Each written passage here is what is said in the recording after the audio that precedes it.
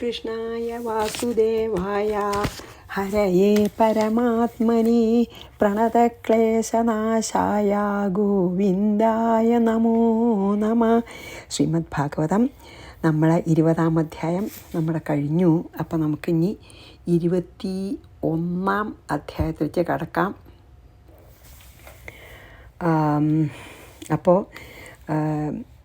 ഇപ്പോൾ ഇതൊന്നും, അതായത് ജ്ഞാനവും ഭക്തിയൊക്കെ നല്ലോണം ഉള്ളവർക്ക് ഗുണദോഷങ്ങളൊന്നും ബാധിക്കില്ല എന്നൊക്കെയാണ് അല്ലേ. നമ്മൾ ഇനി അതിനെ പറ്റി കുറച്ചും കൂടിയും പറയണം ഭഗവാൻ കേട്ടോ. അതിനെ പറ്റിയിട്ട് അത് വളരെ വിഷമമുള്ള ഭാഗമാണെന്നാണ് എനിക്ക് തോന്നുന്നത്. എങ്കിലും നമുക്ക്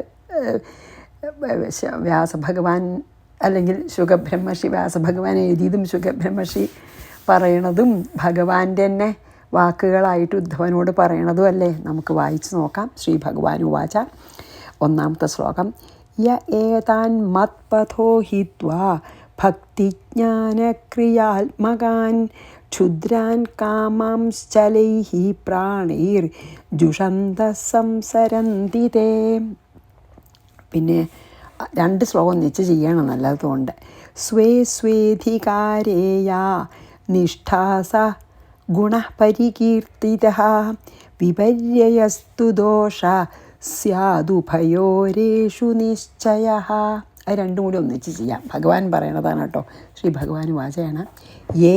ഏവർ ഭക്തിജ്ഞാന ക്രിയാത്മകാൻ, ഭക്തിജ്ഞാനം കർമ്മം എന്ന ഏതാൻ മത് പഥ, എന്നെ പ്രാപിക്കാനുള്ള മാർഗങ്ങളെ, ഭക്തിമാർഗമാണെങ്കിലും ജ്ഞാനമാർഗമാണെങ്കിലും കർമ്മമാർഗമാണെങ്കിലും ഹിത്വ അതിനെ വിട്ട്, ചലൈഹി അതായത് ഏതെങ്കിലും ഒരു മാർഗം പിന്തുടരാതെ, ചലൈഹി അസ്ഥിരമായ, പ്രാണൈഹി മീൻസ് ഇന്ദ്രിയങ്ങളെ കൊണ്ട്, ക്ഷുദ്രാൻ കാമാൻ അതായത് ഭക്തിമാർഗമോ ജ്ഞാനമാർഗമോ കർമ്മമാർഗമോ ഒന്നും അല്ലെങ്കിൽ ആ പദത്തിലൊന്നും അല്ലാതെ ഇന്ദ്രിയങ്ങളെ കൊണ്ട്, ക്ഷുദ്രാൻ കാമാൻ വളരെ നിസ്സാരങ്ങളായ കാമസുഖങ്ങളെ, ജുഷന്ത അനുഭവിക്കുന്നുവോ, തേ അവർ, സംസരന്തി ഈ പിന്നെയും സംസാരത്തിൽ ജനന മരണത്തിന് വിധേയരാകുന്നു.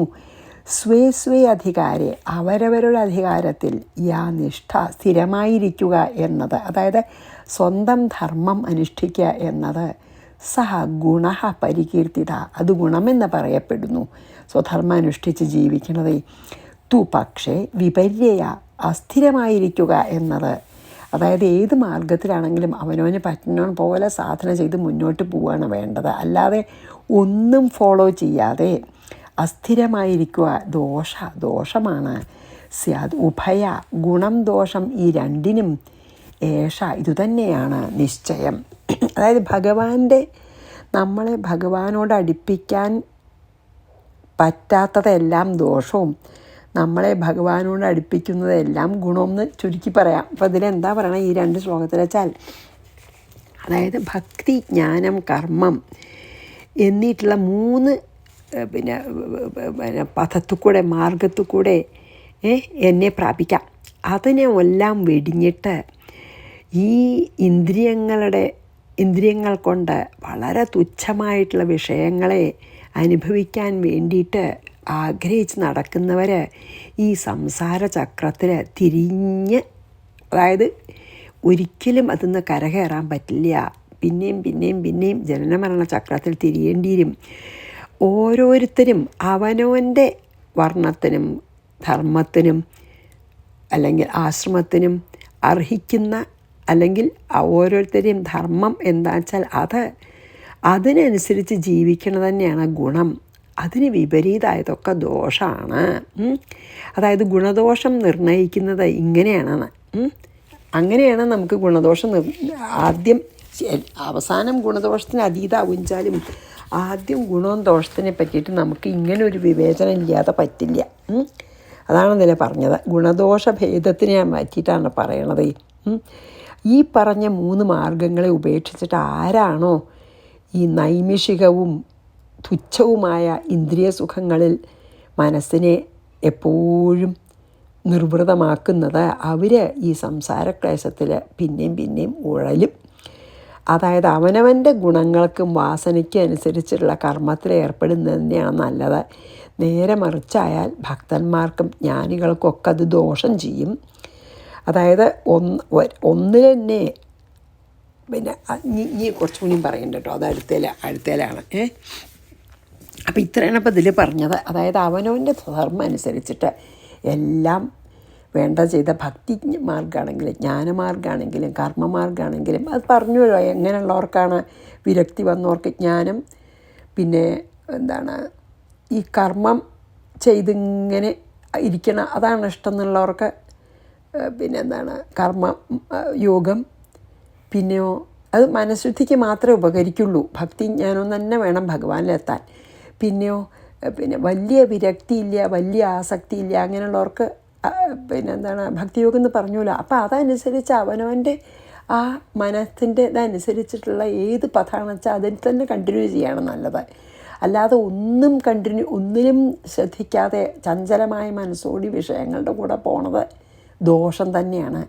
അവനവൻ്റെ വാസനയ്ക്കും അവനവൻ്റെ മനസ്സിൻ്റെ ഇതിനുമനുസരിച്ച് മുമ്പിൽ പോണത് തന്നെയാണ് ഗുണം എന്ന് മാത്രമേ ഇപ്പം ഇതിൽ പറയുന്നുള്ളൂ. ഇനി അതായത് എന്താ വെച്ചാൽ ഒരേ കർമ്മം തന്നെ ചിലർക്ക് ഗുണവും ചിലർക്ക് ദോഷമാവാം. അതിനെ പറ്റിയിട്ടൊക്കെയാണ് ഇനി പറയണത് കേട്ടോ. മൂന്നാമത്തെ ശുദ്ധി അശുദ്ധി അത് വായിക്കണമല്ലേ. ശ്രീ ഭഗവാൻ വാച ഏതാൻ മത്പഥോ ഹിത്വാ ഭക്തിജ്ഞാനക്രിയാത്മകാൻ ക്ഷുദ്രാൻ കാമാംശ്ചലൈ പ്രാണേർ ദുഷന്ത സംസരന്തി തേ. 2 സ്വേ സ്വേധികാരേ യാ നിഷ്ഠ സഗുണപരികീർഷിതഃ പരികീർത്തിതഃ വിപര്യസ്തു ദോഷ സ്യാദ് ഉഭയോരേഷു നിശ്ചയ. 3 ശുദ്ധി അശുദ്ധി വിധീയേതേ സമാനേഷ്വപി വസ്തുഷു ദ്രവ്യസ്യ വിചികിത്സാർത്ഥം ഗുണദോഷൗ ശുഭാശുഭൗ. വസ്തുഷു മീൻസ് വസ്തുക്കൾ, സമാനേഷു എന്നാണ്. വസ്തുക്കൾ സമാനം വെച്ചാൽ തുല്യമായി, ഇരുന്നാലും കൂടിയും ഒരേപോലെ ഇരുന്നാലും കൂടിയും ദ്രവ്യത്തിൻ്റെ വിചികിത്സയ്ക്കു വേണ്ടി ഞാൻ അതിൻ്റെ അർത്ഥത്തിലേക്ക് വരാട്ടോ. ഗുണദോഷവും അതുകൊണ്ട് ഗുണവും ദോഷവും ആയതുകൊണ്ട് ശുഭവും, ഗുണമാണെങ്കിൽ ശുഭം, ദോഷമാണെങ്കിൽ അശുഭവും വിധിക്കപ്പെടുന്നു. എങ്ങനെയാണ് ഗുണദോഷങ്ങളെ ഭേദം എങ്ങനെയാണ്, അല്ലെങ്കിൽ എങ്ങനെയാണ് അതിനെ വിധിക്കണമെന്ന് ചോദിച്ചാൽ അതാണ് 3 പറഞ്ഞത്. അതായത് ഒരേ വിധമുള്ള വസ്തുക്കളിൽ തന്നെ ഇത് നല്ലതാണോ ചീത്തയാണോ എന്ന് സംശയം ഉണ്ടാവുന്ന ആ ഒരു അവസ്ഥ കുറയ്ക്കാൻ വേണ്ടിയിട്ട് ശുദ്ധവും അശുദ്ധവുമായിട്ടുള്ള ഗുണദോഷങ്ങളൊക്കെ വിധിച്ചിട്ടുണ്ട്, ശുഭവും അശുഭവുമായിട്ടുള്ളതിന്.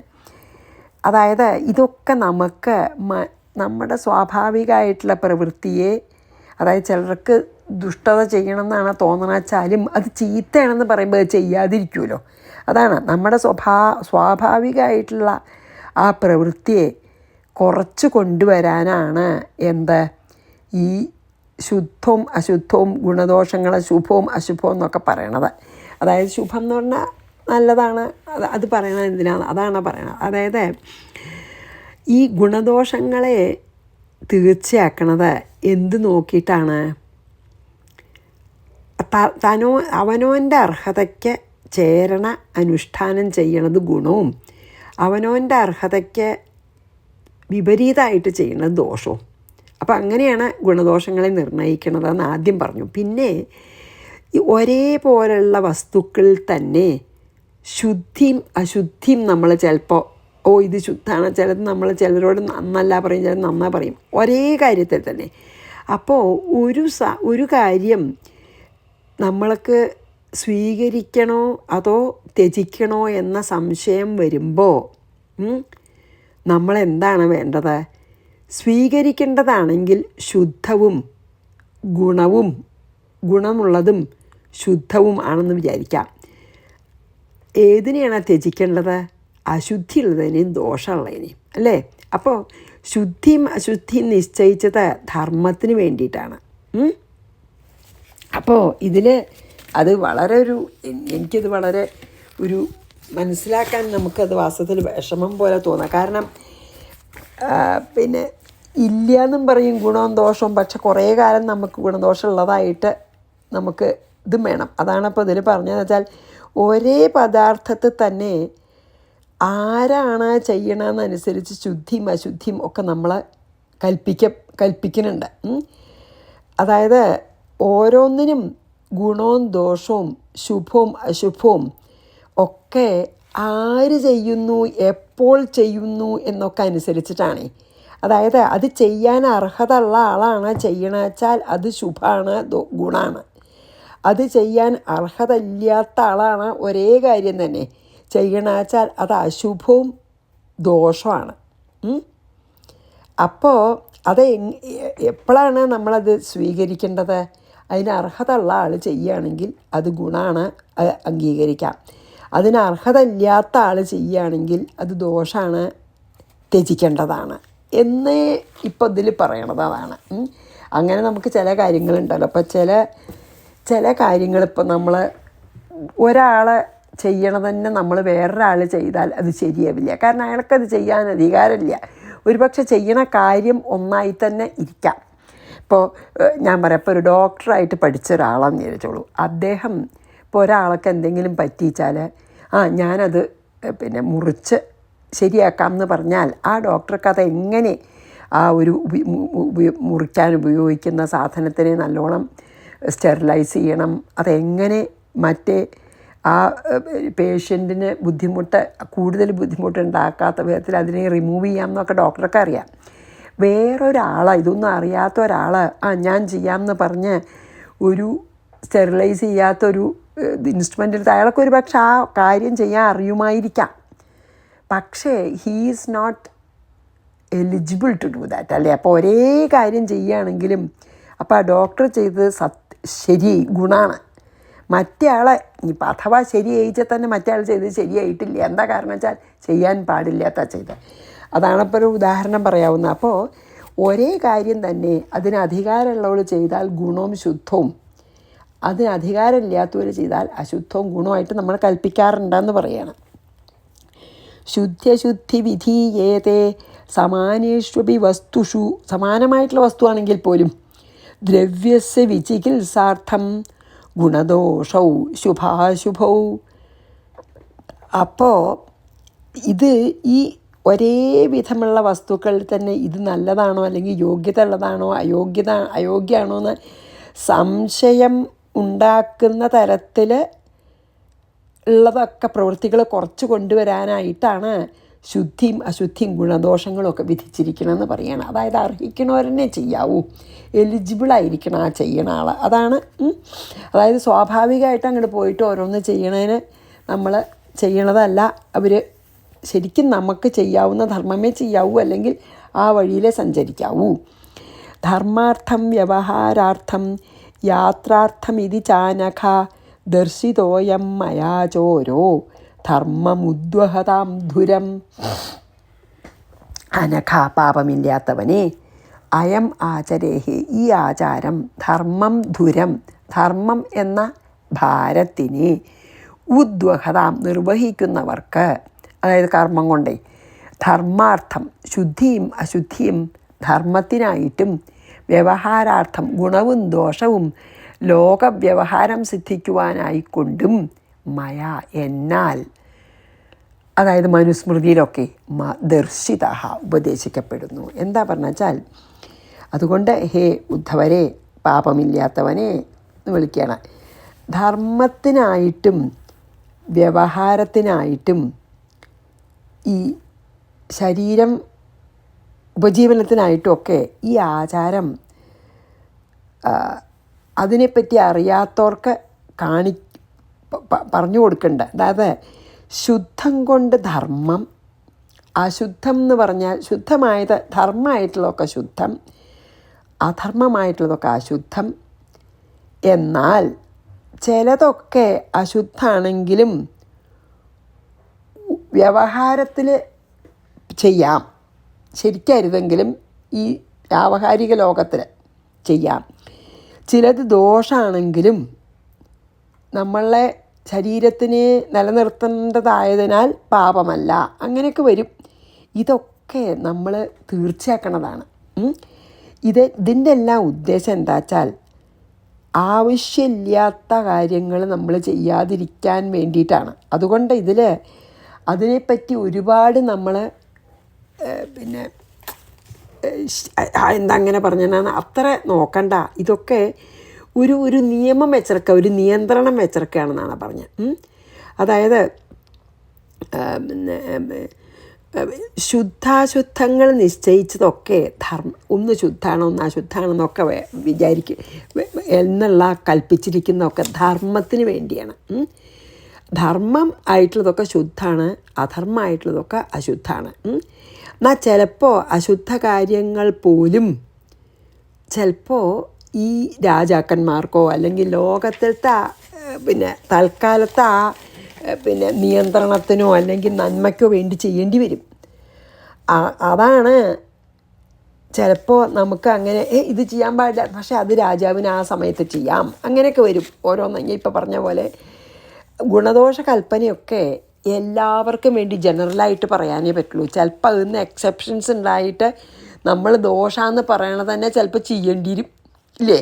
ഇപ്പോൾ യുദ്ധം ചെയ്താൽ അനവധി ആൾക്കാർ കൊല്ലപ്പെടും, അതുകൊണ്ട് യുദ്ധം ഒഴിവാക്കണം എന്നൊക്കെ നമ്മൾ പറയും. പക്ഷെ എന്താ ഇപ്പോൾ ഭഗവാൻ അർജുനനോട് പറഞ്ഞതാണ്? അപ്പോൾ ഈവൻ ആഫ്റ്റർ അർജുനന് വയ്യ തോന്നിയപ്പോഴും ഭഗവാൻ നിർബന്ധിച്ച എന്താ കാരണം വെച്ചാൽ അന്ന് യുദ്ധം അവിടെ ആവശ്യമാണ്. കാരണം അത്ര അധർമ്മികളാണ് ഈ ഓപ്പോസിറ്റ് ഭാഗത്ത് നിൽക്കുന്നത്, ഈ കൗരവന്മാർ അത്ര അധർമ്മം ചെയ്യണവർ. അപ്പോൾ അവർ ശരിക്ക് കൊല്ലണതും യുദ്ധവും ഒക്കെ സങ്കടവും ഒഴിവാക്കേണ്ടതാണെങ്കിൽ പോലും ചിലപ്പോൾ ആ ദോഷം പോലും ഒരു വേണ്ട ധർമ്മമായി തീരും. ഇപ്പോൾ രാജാവിന് ഒരു ധർമ്മം ചെയ്യേണ്ടി വരുമെന്ന് പറഞ്ഞില്ല, അതാണ്. അങ്ങനെ ചിലപ്പോൾ അങ്ങനെ വേണ്ടിയിരും.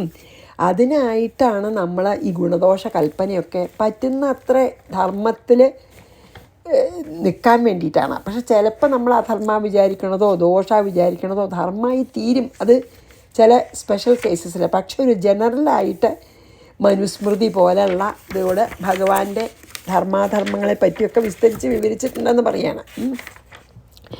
ധർമാർത്ഥം വ്യവഹാരാർത്ഥം, അതാണേ വ്യവഹാരത്തിൽ ചിലപ്പോൾ കുറച്ച് വ്യത്യാസം ഉണ്ടാവും. യാത്രാർത്ഥമിതി ചാനഘ ദർശിതോയം മയാചാരോ ധർമ്മമുദ്വഹതാം ധുരം, ഒക്കെ ധർമ്മം രക്ഷിക്കാനാണ്. ഇനി 3 ശ്ലോകം കൊണ്ട് പറയുകയാണ്. ഒരേപോലുള്ള വസ്തുക്കളൊക്കെ തന്നെ ചിലപ്പോൾ നമുക്ക് ധർമ്മം വ്യത്യാസം ഉണ്ടാവുമെന്ന് പറയണതിനെ പറ്റി പറയുകയാണ് അടുത്ത 3 ശ്ലോകം കൊണ്ട്. 5 ഭ്രമ്യംബു അഗ്നി അനിലാകാശ ഭൂതാനാം പഞ്ചധാതവഃ ആബ്രഹ്മസ്ഥാവരാദീനാം ശാരീരാ ആത്മസംയുതാഃ. ആബ്രഹ്മ സ്ഥാവരാദീനം, ബ്രഹ്മദേവൻ മുതൽ ഈ മല മണ്ണ് കല്ല് വരെയുള്ള ഭൂതാനാം പ്രാണികൾക്ക് എല്ലാം പഞ്ചഭൂത നിർമ്മിതല്ലേ. ഭൂമ്യസ്വജ്ഞനിലാകാശം, അനിലാകാശ ഭൂമി, ജലം, അഗ്നി, വായു, ആകാശം എന്ന പഞ്ചമഹാഭൂതങ്ങളെ ശാരീരാംശങ്ങളായ ധാതുക്കൾ, അതായത് എല്ലാവരുടെ ശരീരവും ബ്രഹ്മാവ് തൊട്ട് ഇവിടെയുള്ള ജീവനുള്ളതും ജീവനില്ലാത്ത എല്ലാം കാണുന്നതൊക്കെ പഞ്ചഭൂതങ്ങളാൽ നിർമ്മിതമാണല്ലോ എല്ലാവരുടെയും ശരീരം. ശരീരത്തിന് ഐക്യമുണ്ടെന്ന് പറയാണ്. ബ്രഹ്മാവിൻ്റെ ആണെങ്കിലും ഒരു ഉറുമ്പിൻ്റെ ആണെങ്കിലും നമ്മളുടെ ആണെങ്കിലും ഒരു മലയുടെ ആണെങ്കിലും പിന്നെ ഒരു പുഴയുടെ ആണെങ്കിലും ഒരു കല്ലിൻ്റെ, എല്ലാത്തിൻ്റെയും ശരീരത്തിന് ശരിക്കും ഐക്യമുണ്ട്. എന്താ കാരണം വെച്ചാൽ എല്ലാം പഞ്ചഭൂത നിർമ്മിതമാണ്.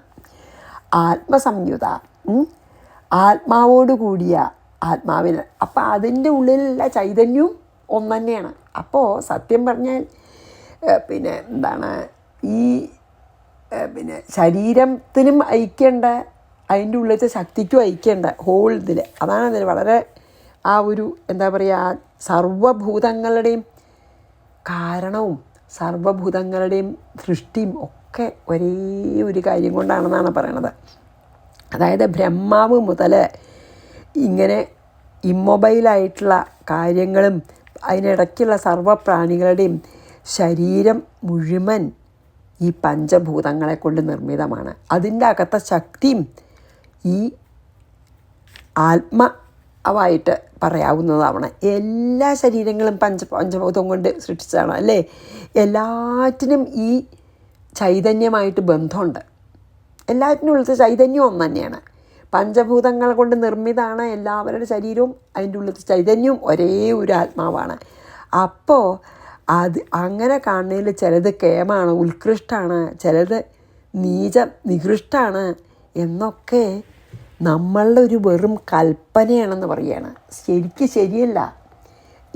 ബ്രഹ്മാവ് തൊട്ട് ഉറുമ്പ് വരെ എന്ന് പറയില്ലേ നമ്മൾ, അത് മുഴുവൻ ശരിക്ക് പറയാച്ചാൽ ശരീരം നോക്കുകയാണെന്ന് വെച്ചാലും ഐക്യമുണ്ട്.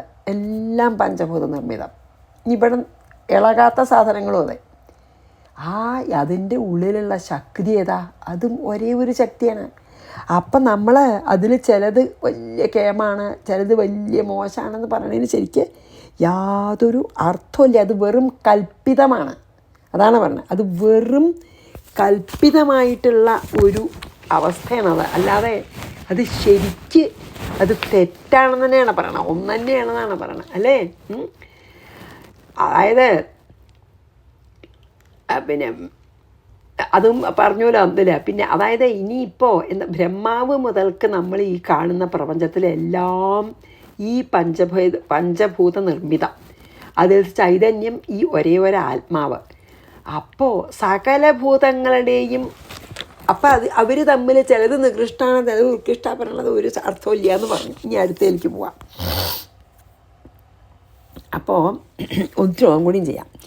വേദേന നാമരൂപാണി വിഷമാണി സമേഷ്വപി ധാതുഷു ഉദ്ധവ കൽപ്യന്ത ഏതേഷാം സ്വാർത്ഥസിദ്ധയെ. അപ്പം എന്താ പറയണറിയോ? ഉദ്ധവ ഏതേഷാം ഈ പ്രാണികൾക്ക് സ്വാർത്ഥസിദ്ധയെ, അതായത് ധർമ്മം മുതലായ ഈ ധർമാർത്ഥ കാമമോക്ഷങ്ങൾ സിദ്ധിക്കുവാൻ വേണ്ടി. സ്വാർത്ഥസിദ്ധയെ പറഞ്ഞാൽ ഇവിടെ അർത്ഥമേ പറഞ്ഞോളൂ. ധർമാർത്ഥ കാമമോക്ഷം സിദ്ധിക്കാനായിട്ട് സമേഷു അഭിധാതുഷു ദേഹങ്ങൾ ഒരേപോലെ പഞ്ചഭൂത നിർമ്മിതമാണെങ്കിൽ കൂടി വിഷമാണി അതായത് വേരായ നാമരൂപാണി നാമങ്ങളും രൂപങ്ങളും വേദരൂപിയായ എന്നാൽ കൽപ്പിക്കപ്പെടുന്നു. അപ്പോൾ പറയണേ ഉദ്ധവ, ഈ പഞ്ചഭൂതങ്ങളാൽ പഞ്ചഭൂത നിർമ്മിതമായതിനാൽ ഈ തുല്യമായിട്ടുള്ള ഒരേപോലുള്ള ശരീരാദികളിൽ ഞാൻ വ്യത്യസ്തങ്ങളായ നാമരൂപങ്ങൾ കൊടുത്ത് ഓരോന്നിനും ചെയ്യാവുന്ന പ്രവൃത്തിയുടെ കഴിവുമൊക്കെ വ്യത്യാസമുണ്ട് അല്ലേ. ഓരോന്നിനും ചെയ്യാവുന്ന പ്രവൃത്തിയൊക്കെ കുറച്ച് കൊണ്ടുവന്നിട്ട് എങ്ങനെയാണ് അതിന്ന് രക്ഷപ്പെടുമ്പോൾ പ്രാണികൾക്ക് സർവ്വപുരുഷാർത്ഥങ്ങളും സിദ്ധിക്കണം. അങ്ങനെയാണ് ഞാൻ അതിനെ സിദ്ധിച്ചിരിക്കുന്ന പറയണം. അതായത് ഈ സകല ഭൂതങ്ങളുടെയും ധാതുക്കൾ അല്ലെങ്കിൽ ഈ പഞ്ചഭൂതങ്ങളോ കൊണ്ട് നിർമ്മിതമാണ് എന്ന കാര്യം കൊണ്ട് എല്ലാ ഭൂതങ്ങളും തുല്യമാണെങ്കിലും ഈ ഓരോ ഭൂതങ്ങൾക്കും ഈ ധർമാർത്ഥ കാമമോക്ഷം സമ്പാദിക്കാനുള്ള സാമർഥ്യം ഉണ്ടാവാൻ വേണ്ടിയിട്ട് വേദങ്ങൾ പല നാമരൂപങ്ങൾ കൽപ്പിച്ചിരിക്കുന്നു എന്നാണ് പറഞ്ഞതിൽ. അതായത് എന്താണ് ഇപ്പോൾ ഈ ഒരു ശ്ലോകത്തിൽ പറഞ്ഞതേ പറയുന്നുള്ളൂ കേട്ടോ. പിന്നെ നമുക്ക് അത് മനസ്സിലാവണമെങ്കിൽ തന്നെ കുറച്ചുകൂടിയും പോകണം. എന്താ പറയുക വെച്ചാൽ പഞ്ചഭൂതങ്ങളാൽ നിർമ്മിതമാണ് ശരീരം, എല്ലാ ശരീരവും എന്നുള്ള ഇതെടുക്കുമ്പോൾ എല്ലാ ശരീരങ്ങളും തുല്യമാണ്. എങ്കിലും ഓരോ ജീവിക്കും അല്ലെങ്കിൽ ഓരോ ഭൂതങ്ങൾക്കും ഈ ധർമാർത്ഥ കാമ മോക്ഷം സമ്പാദിക്കാനായിട്ട് പുരുഷാർത്ഥങ്ങളെ സമ്പാദിക്കാനായിട്ടുള്ള സാമർഥ്യം ഉണ്ടാവാൻ വേണ്ടിയിട്ട് വേദങ്ങൾ ഓരോ ഉത്കൃഷ്ടവും നികൃഷ്ടവും ആയിട്ടുള്ള നാമരൂപങ്ങൾ നൽകിയിരിക്കുകയാണ്. നന്മ വിചാരിച്ചിട്ട് തന്നെയാണ്. വേദങ്ങൾ ചിലർ ഉത്കൃഷ്ടമാണ്, ചിലർ നികൃഷ്ടമാണെന്ന് പറയാൻ ശരിക്കും ഉത്കൃഷ്ടവും നികൃഷ്ടവും ആയിട്ടല്ല, എല്ലാം തുല്യമാണല്ലോ പഞ്ചഭൂത നിർമ്മിത. പക്ഷേ ഓരോ ഭൂതത്തിനും ഈ അവസാനം ധർമാർത്ഥ കാമമോക്ഷ സമ്പാദനത്തിന് വേണ്ടിയിട്ട് പല നാമരൂപങ്ങളായിട്ട് വേദങ്ങൾ, അതാണ് സമ്പാദിക്കാൻ വേണ്ടിയിട്ട് മാത്രമാണ്, അവരുടെ നന്മയ്ക്ക് വേണ്ടിയിട്ട് വേദങ്ങൾ ചിലത് ഉത്കൃഷ്ടമാണ്, ചിലത് നികൃഷ്ടമാണ് എന്ന് തോന്നാണ്ടക്കവണ്ണം നാമരൂപങ്ങൾ കൽപ്പിച്ചിരിക്കുകയാണ് എന്ന് പറയുകയാണ്. അതുകൊണ്ട് ആരും ഉത്കൃഷ്ടവും നികൃഷ്ടമല്ല. പക്ഷെ എല്ലാവർക്കും ധർമാർത്ഥ കാമമോക്ഷത്തിൻ്റെ സമ്പാദിക്കാൻ വേണ്ടിയിട്ട് വേദങ്ങൾ തന്നെ ചിലത് ഉത്കൃഷ്ടമാണ്, ചിലത് നികൃഷ്ടമാണെന്ന് പറഞ്ഞെടുക്കുകയാണ്. അത് അവരുടെ നന്മയ്ക്ക് വേണ്ടിയിട്ടാണ്, അവർക്ക് തന്നെ പതുക്കെ ധർമ്മവും അർത്ഥവും കാമവും മോക്ഷം ലഭിക്കാൻ വേണ്ടിയിട്ടാണ് എന്ന് പറഞ്ഞ് നമുക്കിന്ന് ഇവിടെ നിർത്താം. അപ്പോൾ വേദേന നാമരൂപാണി വിഷമാണി സമേഷ്വപി ധാതുഷൂദ്ധവ കൽപ്യന്ത ഏതേഷാം സ്വാർത്ഥസിദ്ധയെ. സ്വാർത്ഥം സിദ്ധയെ എന്ന് പറഞ്ഞാൽ അതാണ് കേട്ടോ പറയണത്. എല്ലാറ്റിലും ഈ അഖണ്ഡബോധരൂപല്ലേ ഉള്ളത്. അപ്പോൾ ഇങ്ങനെ സമാനങ്ങളാണെങ്കിലും അവയിൽ എന്തുകൊണ്ടാണ് ഉത്കൃഷ്ടവും നികൃഷ്ടവും കൽപ്പിക്കപ്പെട്ടുള്ളത്? കാരണം ഈ ലോകഗതി മുമ്പോട്ട് പോകണമെങ്കിൽ ഓരോന്നിനും അതാതിൻ്റെ സ്വാർത്ഥസിദ്ധിക്ക് അതിനെ എത്തിച്ചേരണം. ഒരാൾക്ക് ധർമ്മം വേണമെന്നാവും, ഒരാൾക്ക് അർത്ഥം വേണമെന്നാവും, ഒരാൾക്ക് കാമം ആഗ്രഹിക്കണം, ഒരാൾക്ക് മോക്ഷം എന്നാവും. അപ്പോൾ ഓരോരുത്തർക്കും ഓരോന്ന് അത് സിദ്ധിക്കാനായിട്ടാണ് ഇങ്ങനെ സമാനങ്ങളാണെങ്കിലും അസമാനങ്ങളായിട്ടുള്ള നാമരൂപങ്ങൾ വേദങ്ങൾ കൽപ്പിച്ചിരിക്കുന്നത് എന്ന് പറഞ്ഞ് നമുക്കിവിടെ നിർത്താം. ശ്രീകൃഷ്ണാർപ്പണമസ്തു. സർവത്ര ഗോവിന്ദനാമസങ്കീർത്തനം. ഗോവിന്ദ ഗോവിന്ദ. ഗുരുവായൂരപ്പാ ശരണം. സമസ്താപരാധം ക്ഷമസ്വമേ.